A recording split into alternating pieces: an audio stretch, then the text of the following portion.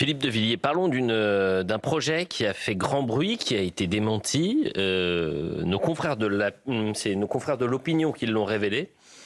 L'idée d'un haut commissariat à la diversité pour mobiliser les diasporas composées d'une trentaine de membres. Emmanuel Macron face aux ambassadeurs aurait dit on veut mobiliser nos diasporas encore davantage, le partenariat africain est clé. Et ça a été l'objet de plusieurs questions au gouvernement, à l'Assemblée nationale, mais également au Sénat. Et vous allez voir et écouter cet échange entre M. Spinner, sénateur, et Jean-Noël Barrot, le ministre des Affaires étrangères.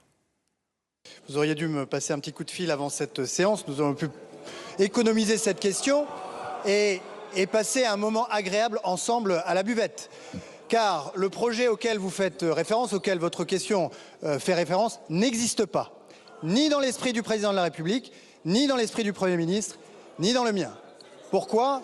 Eh bien parce qu'il est contraire à la conception que nous faisons de l'action publique, qui est républicaine et universaliste et qui se tient à l'écart de tout ce qui sépare. Monsieur le ministre, vous m'épargnez un rendez-vous avec à la buvette, mais vous savez, il vous appartient de démentir ce genre d'informations et de ne pas attendre d'être interpellé. Et de ne pas attendre d'être interpellé au Sénat. Cette information a couru. Elle était extraordinaire parce que si la diversité est un fait, elle ne peut pas devenir un projet politique. Or, parfois, certaines de vos attitudes gouvernementales laissent penser que vous avez vis-à-vis du communautarisme certaines faiblesses. Et donc, ça paraissait crédible. Geoffroy. Alors Philippe, premièrement, pourquoi avoir autant tardé à démentir ce projet ? Et deuxièmement, que pensez-vous de cette idée de haut commissariat aux diasporas ? Oui, alors d'abord, il y a une curiosité. Je rapproche ça avec la labellisation. On peut remonter au Covid, les masques. Les masques ne servent à rien. Il faut mettre des masques. Ah, bon. Les vaccins vont vous immuniser. Ensuite, les vaccins ne servent à rien. Bon. Et là, la labellisation, on n'a jamais dit ça. Mais après, on l'a dit. Et on va le redire. Mais on ne l'a jamais dit. Et le Haut Commissariat, on l'a dit aux ambassadeurs, puis à l'opinion. Nous, on respecte les journalistes si on les croit. Et puis non, c'est pas vrai, on l'a jamais dit, etc. En fait, vous savez à quoi je pense ? Enfin, je vais être un peu brutal, mais c'est les champions du monde du coitus interruptus. Ouais. C'est pas comme ça qu'on fait des enfants. Bon.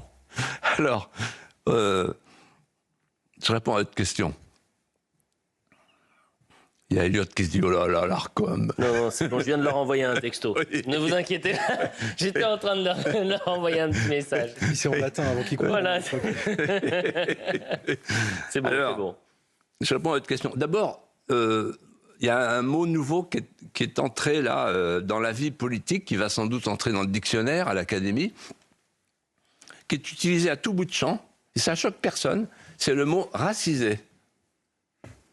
Il y a 10 ans, pour le mot racisé. Racisé, alors, racisé, c'est quelqu'un qui, sur le plan chromatique, présente certaines caractéristiques avec quand même une limite, c'est qu'il ne peut pas être blanc.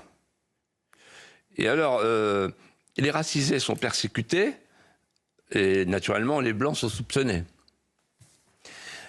Alors pourquoi je dis ça ? Parce que dans la même semaine, on a le Haut Commissariat et on a des déclarations fracassantes de M. Delogu qui dit qu'il faudrait un racisé maire de Saint-Denis. Donc je n'invente pas. Un racisé maire de Saint-Denis. Ah bon. Il y a des gens qui n'ont pas compris qu'est-ce qu'il a voulu dire, mais enfin, on a compris quand même. Ensuite, il y a un certain Bilongo, bien connu de nos services, puisqu'on en a parlé ensemble.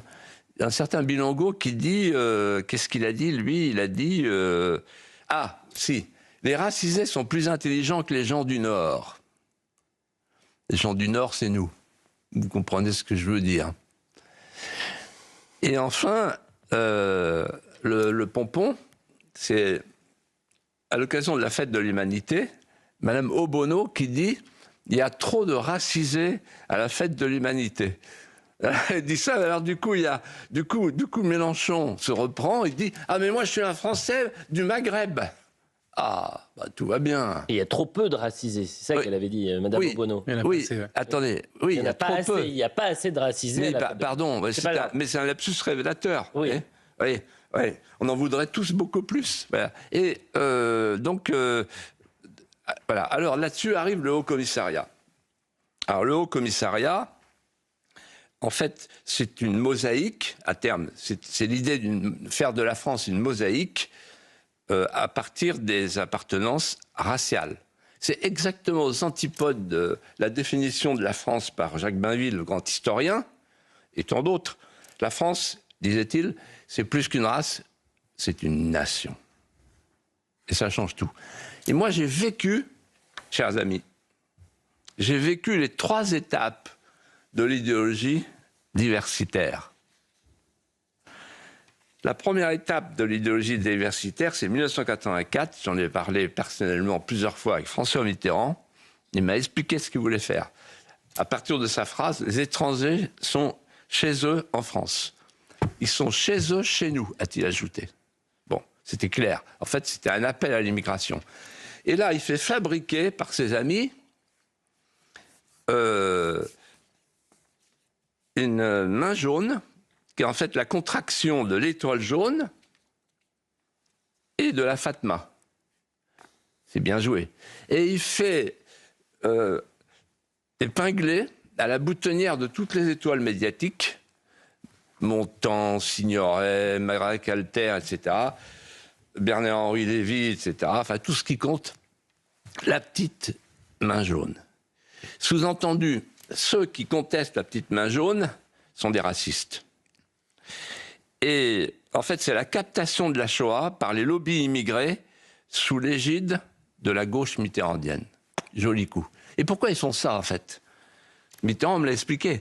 Parce qu'à un moment donné, en 1983, avec ses amis démocrates chrétiens, Delors et consorts, ils ont décidé de faire payer la dette nationale par les marchés internationaux. Et en fait, c'est le début de la mondialisation. C'est Mitterrand qui a commencé. 1983-1984. Et à partir de cet instant, c'en est fini de notre industrie. Qui petit à petit, ça plus le franc qui ça rime au marque, qui fait le bonheur du marque. Et donc, ils voient que l'industrie fond, qu'il y aura de moins en moins d'ouvriers, et que donc, il y aura de moins en moins de socialistes, pense-t-il, parce qu'ils pensent que les ouvriers vont rester socialistes, les pauvres du côté des pauvres, pense-t-il, dit-il. Et donc, il faut remplacer cet électorat. C'est avant Terra Nova, c'est bien avant le think tank Terra Nova, qui va systématiser ce propos, ce projet, et donc la petite main jaune. Bon, l'idéologie diversitaire. À l'époque, c'est venez comme vous êtes, et surtout le culte de la différence. C'est comme ça qu'on fonde le communautarisme d'État. Deuxième étape, moins connue mais décisive, c'est le rapport Thuot, remis au Premier ministre Jean-Marc Ayrault en 2013, intitulé « Pour une société inclusive ». Alors, notez bien ce qui s'est passé. Avant Mitterrand, du temps de Mitterrand, on parle encore de l'assimilation dans le Code civil. Avec Mitterrand, on passe de l'assimilation à l'intégration. Il n'utilise plus que ce mot. C'est-à-dire, en fait, on assimile des individus, on intègre des groupes. Et là, avec le rapport Thuot, 2013, on passe de l'intégration à l'inclusion. On inclut des communautés. Et c'est au peuple originel à s'adapter, dit-il, à changer ses mœurs, à changer son art de vivre. Et on voit bien en ce moment ce qui se passe avec le halal, avec le QFC.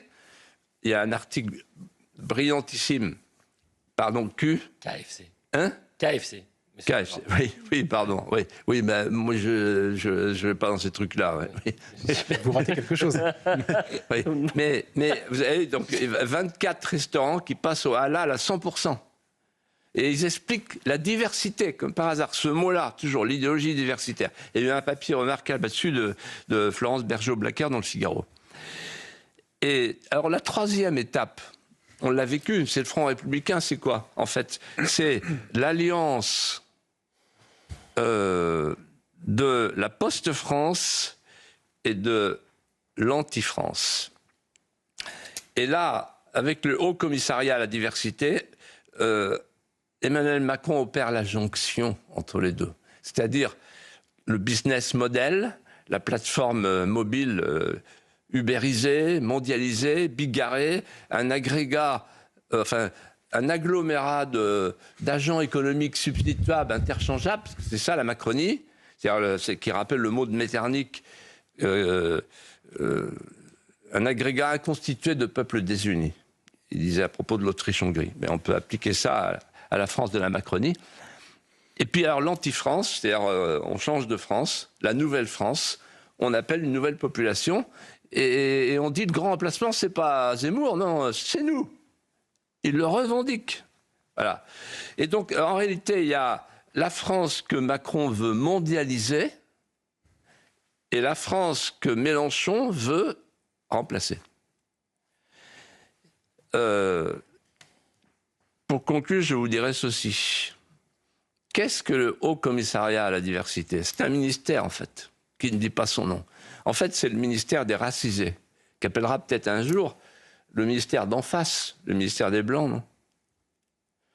Et ça me conduit à vous confier 2 réflexions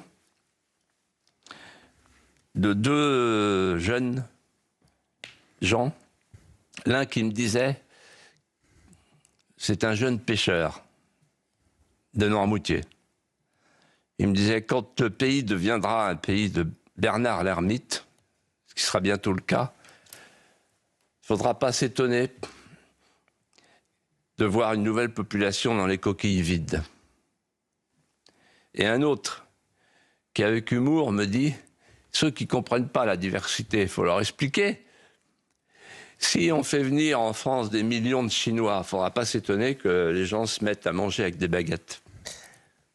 Et c'est un projet, on l'a entendu avec Jean-Noël Barrot, qui visiblement a été démenti, mais on a connu des démentis sur quelques projets présidentiels plus violents que ça. Vous en avez d'ailleurs été victime, oui. Rappelez-vous, dans cette vidéo publiée par l'Élysée sur les labels et le journalisme. Mais l'opinion est un label de confiance, oui. Naturellement. En fait, c'est comme en matière délictuelle. Ce qui compte, c'est l'intention. C'est l'intention.